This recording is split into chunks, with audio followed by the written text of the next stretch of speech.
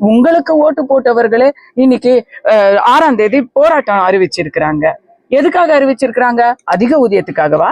இல்ல வேற ஏதாவது புதுசா ஏதாவது கோரிக்கையா? இல்ல, நீங்க கொடுத்த தேர்தல் வாக்குறுதி இதோ அடுத்த தேர்தல் வருது, எப்பதான் நிறைவேற்றுவீங்க அப்படின்ற ஒரு காரணத்துக்காக தான் நம்ம நிக்கிறாங்க.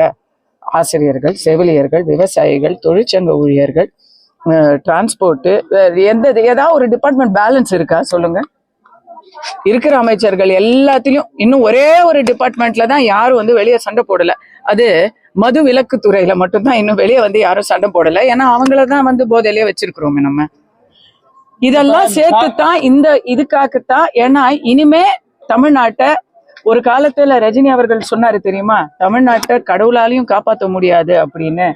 அவர் இன்னைக்கு என்ன சொல்லுவாருன்னு நான் கேட்க விரும்புறேன். கடவுள் மட்டும்தான், என் அப்பன் சுப்பிரமணிய சுவாமி மட்டும்தான் தமிழகத்துக்கு நல்ல ஒரு எதிர்காலத்தை கொடுக்க முடியும். நான்லாம் வந்துட்டேன், அதான் நான் கோயிலுக்கு போறேன்.